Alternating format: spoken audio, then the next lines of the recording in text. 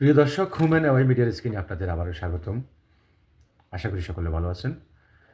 পৃথিবীর যেখানে আছেন, দেশে অথবা বিদেশে, আল্লাহ সকলকে ভালো রাখুক, সেই প্রত্যাশা মহান আল্লাহর কাছে। প্রিয় দর্শক, আজকে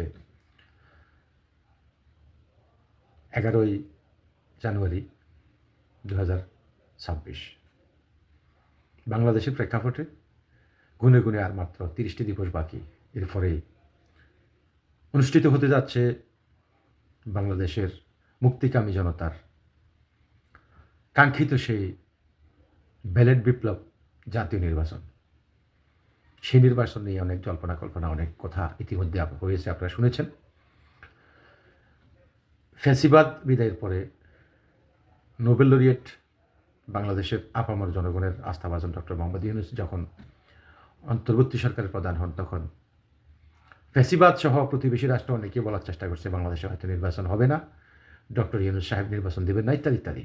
যাক, সমস্ত জল্পনা কল্পনার অবসান ঘটিয়ে সমস্ত নিন্দুকদের মুখে চুনকালি মেখে আমাদের জাতীয় সংসদ নির্বাচন, অর্থাৎ গত 17 বছর বিলুপ্ত হওয়া গণতান্ত্রিক পন্থায় আমরা পদার্পণ করতে আর মাত্র 30টি দিন বাকি। এই 30 দিন নিয়ে আমাদের কিছু কথা আজকের আলোচ্য বিষয়, সেটি হচ্ছে সমসাময়িকী। আপনারা সকলে অবগত আছেন, ইতিমধ্যে বাংলাদেশে প্রধান রাজনৈতিক দল বিএনপি, অর্থাৎ বাংলাদেশ জাতীয়তাবাদী দল বিএনপি, এবং তার পরবর্তী রয়েছে জাতীয় পার্টি, তার পরবর্তীতে রয়েছে জামাত ইসলাম, তার পরবর্তীতে রয়েছে এনসিপি, তার পরবর্তীতে রয়েছে আমাদের গণতান্ত্রিক ফ্রন্ট, নূরের দল সহ আর অনেকগুলো দল, অনেকগুলো নাম কিন্তু আমি এই মুহূর্তে বলতে পারছি না, দুঃখিত। যাই হোক, সবাই মিলে একটি ইনক্লুসিভ, স্বচ্ছ, নিরপেক্ষ, গ্রহণযোগ্য একটি নির্বাচন হতে যাচ্ছে, এটি মোটামুটি বলা যায়। কিন্তু ভোট কারা দেবে, সে বিষয় আজকের সমসাময়িকীর মূল আলোচ্য বিষয়। প্রিয় দর্শক, 1991 থেকে অদ্যাবধি যতগুলো নির্বাচন হয়েছে, যদি আমি 2008 পর্যন্ত হিসাব করি, সেখানে বিএনপি এবং আওয়ামী লীগের প্রতিদ্বন্দ্বী ছিল একে অপরে। কিন্তু আসন্ন জাতীয় সংসদ নির্বাচনে বাংলাদেশের রাষ্ট্রীয় কাঠামো মোতাবেক, বাংলাদেশের রাষ্ট্রীয় আইন মোতাবেক আওয়ামী লীগ নির্বাচন করতে পারছে না। এবং গত 17 বছর যারা জুলুম, নির্যাতন, নিপীড়ন করেছে, তাদেরকে এদেশের শান্তিপ্রিয় আপামর জনগণ বিদায় করেছে। কিন্তু শান্তিপ্রিয় আওয়ামী লীগ যারা, তারা কিন্তু দেশে রয়েছেন। স্বাধীনতা, সার্বভৌম রাষ্ট্রের পক্ষে যারা ছিলেন, তারা দেশে রয়েছেন। বাংলাদেশের আপামর স্বাধীন বাংলাদেশের পক্ষে যারা আছেন, বাংলাদেশের পক্ষে যারা আছেন, যারা ধর্মান্ধ নয়, যারা বাংলাদেশের উন্নতি, বাংলাদেশের প্রগতিতে বিশ্বাস করেন, মতানৈক্য, মতভেদ আমাদের মধ্যে থাকবেই। কিন্তু আসন্ন জাতীয় সংসদ নির্বাচনে আপনি আপনার মৌলিক অধিকার, অর্থাৎ আপনার ভোট আপনি যাকে খুশি তাকে দিবেন এবং ভোট কেন্দ্রে যাবেন।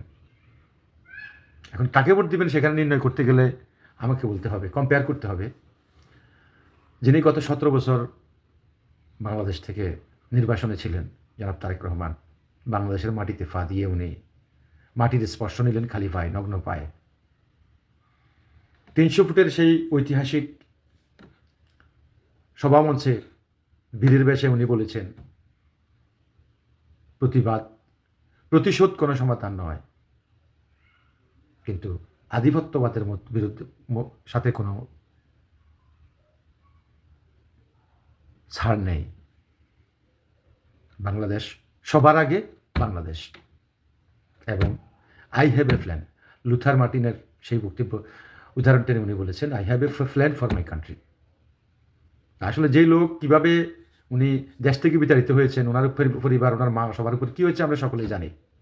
কিন্তু সেই বিষয়ে উনি না টেনে বললেন যে না, সবার আগে বাংলাদেশ। অর্থাৎ আমরা বাংলাদেশে এখন যারা রয়েছি, আমাদের সকলের জন্যই বাংলাদেশ। আপনার সাথে আমার মতানৈক্য, মতপার্থক্য থাকবে, কিন্তু মতবিরোধ থাকুক সেটা আমরা চাই না। এটাই ওনার বার্তা। পক্ষান্তরে আরেকটি রাজনৈতিক দল দেশে ধর্মকে পুঁজি করে কোথাও গিয়ে জান্নাতের টিকিট বিক্রি করছেন, কোথাও বলছেন আমার সাথে আমার কথা না শুনলে, আমার কথা যারা শুনে নাই তারা মাটির নিচে আছেন, আবার কোথাও বলছেন আমার জন্য সূর্য দাঁড়িয়ে থাকবে, আবার কোথাও কেউ মন্দিরে গিয়ে বলছেন কি রোজার ফুজা এক। তা আসলে প্রকৃত বাংলাদেশ, বাংলাদেশের স্বাধীনতা, বাংলাদেশের স্বনির্ভরতা এবং আদর্শিক বাংলাদেশ, সকল ধর্মের সহ অবস্থানের বাংলাদেশ যারা চান, তারা আগামী জাতীয় সংসদ নির্বাচনে আপনার পছন্দের ভোট, আপনার মৌলিক অধিকার আপনার পছন্দের প্রার্থীকে দেবেন। কিন্তু প্রার্থীতা নির্ণয়ের ক্ষেত্রে আপনাকে বুঝতে হবে বাংলাদেশের পক্ষে কারা, বাংলাদেশের বিপক্ষে কারা। সুতরাং শান্তিপ্রিয় আমাদের প্রতিদ্বন্দ্বী যে ভাইয়েরা রয়েছেন, আশা করি আপনারা বোঝার চেষ্টা করবেন। যারা বাংলাদেশ বিরোধী ছিল তারা বাংলাদেশের রাষ্ট্রীয় ক্ষমতায় গেলে কি করবে গত এক বছরের ভিতরে সেটি দৃশ্যমান হয়েছে। আর যারা এই দেশ পরিচালনা করেছে, বাংলাদেশের জায়গায় রেখেছে, তাদের হাতে ক্ষমতা গেলে কি হবে সেটিও দৃশ্যমান রয়েছে। বিবেক আপনার, ভোট আপনার, নেতা নির্বাচনের দায়িত্ব আপনার। তো প্রিয় ভাইরা, আমার এই ক্ষুদ্র প্রয়াস প্রচেষ্টা কারো বিপক্ষে নয়। বাংলাদেশ একটি ধর্মনিরপেক্ষ স্বাধীন সার্বভৌম রাষ্ট্র। বাংলাদেশের মধ্যে মুসলমানদের সংখ্যা 90%, হিন্দুদের সংখ্যা 8%, তার উপরে 9%। বৌদ্ধ আছে, খ্রিস্টান আছে, আরও বিভিন্ন ধর্মের লোকজন আছে। কিন্তু একটা রাষ্ট্রীয় ধর্ম যদি ইসলাম হয়ে যায়, তখন বাকি অন্য ধর্মের যারা আছে তারা কোথায় যাবে? সুতরাং ধর্মীয় দাঙ্গা দিয়ে, ধর্মীয় ধর্মান্ধতা দিয়ে একটা রাষ্ট্র কখনো এগিয়ে যেতে পারে না। বাংলাদেশ 71 আমাদের, 24 আমাদের, 90 আমাদের, 24 আমাদের। সুতরাং যারা 71-এর বিরোধিতা করেছে, যারা 86-তে বিরোধিতা করেছে, যারা 96-তে বিরোধিতা করেছে, যারা এখনই বলছে প্রশাসন আমার কথা উঠবে বসবে, যারা এখনই বলছে রোজা ফুজা এক, যারা এখনই বলছে বিড়িতে শুকটান দিলেও আপনি ব্যস্ত যেতে পারবেন, আবার কেউ ব্যস্ত টিকিট নিয়েও এগিয়ে যাচ্ছে। আপনি সচেতন মানুষ, আপনার বিবেক রয়েছে, কাকে আপনি আপনার নেতৃত্বের ভার দিবেন সেই দায়িত্ব আপনার। তো প্রিয় বন্ধুরা, আমার এই বিষয়টি আজকের আলোচনা দীর্ঘায়িত করব না, কারো বিপক্ষে নয়। আপনার ভোট আপনি দেবেন, যাকে খুশি তাকে দেবেন। আগামী 12 ফেব্রুয়ারি দীর্ঘ প্রতীক্ষার 18 বছরের পর একটি ব্যালট বিপ্লবের মধ্য দিয়ে বাংলাদেশের মানুষ তাদের ভোটাধিকার প্রয়োগের মধ্য দিয়ে নেতা নির্বাচন করবে, রাষ্ট্রপ্রধান নির্বাচন করবে, এবং সেটি হবে সারা পৃথিবীর মধ্যে একটি গ্রহণযোগ্য নির্বাচন। এই প্রত্যাশায় আজকের আলোচনা এখানেই সমাপ্তি। ভালো থাকবেন, সকলকে ভালো রাখবেন। ফি আমানিল্লাহ।